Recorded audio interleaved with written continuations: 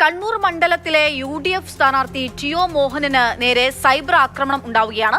TO Mohanan Sanghi നോമിനിയാണെന്നാണ് cyber ഗ്രൂപ്പുകളിൽ നടക്കുന്ന പ്രചാരണം. CK വിജയൻ വിവരങ്ങളുമായി ചേരുകയാണ്. CK, ഈ സൈബർ ഇടത്ത് പ്രചാരണം നിലവിൽ തെരഞ്ഞെടുപ്പ് പ്രചാരണം ഏറ്റവും കൂടുതൽ നടക്കുന്നതും സൈബർ ഇടത്താണ്. ഒപ്പം തന്നെ ഗൾത്തിക്കാട്ടുകയും ചെയ്യുക സൈബർ ഇടത്ത് സാധിക്കും. ഇപ്പോൾ ഇത് ഇങ്ങനൊരു സൈബർ ആക്രമണം ഉണ്ടാകുന്ന പശ്ചാത്തലത്തിൽ അദ്ദേഹം നിയമ നടപടി സ്വീകരിക്കുന്നുണ്ടോ? ഏത് ഗ്രൂപ്പുകളിലാണ് ഇങ്ങനെ ഒരു കാര്യം പ്രത്യക്ഷപ്പെടുന്നത്? പിന്നിൽ ആരാണ് എന്നതിനെ പറ്റി എന്തെങ്കിലും അറിവുണ്ടോ?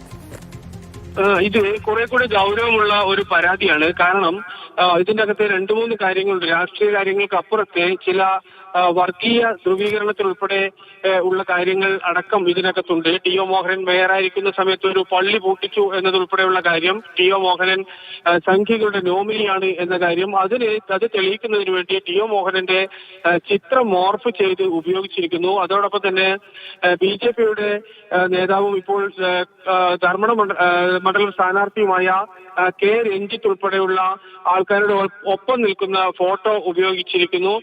മാത്രമല്ല അതിന് പുറമെ കുറെ വിശദീകരണങ്ങൾ, അതായത് പണം കൊടുത്തു വാങ്ങിയ സീറ്റാണ്, K സുധാകരനെ ഒതുക്കി എന്ന് തുടങ്ങി വളരെ വിശദമായ കുറിപ്പ് സഹിതമാണ് ഇത്തരത്തിൽ ടിഒ മോഹനെതിരെയുള്ള പ്രചരണം ഈ സൈബർ ഇടത്തിൽ നടന്നിട്ടുള്ളത്.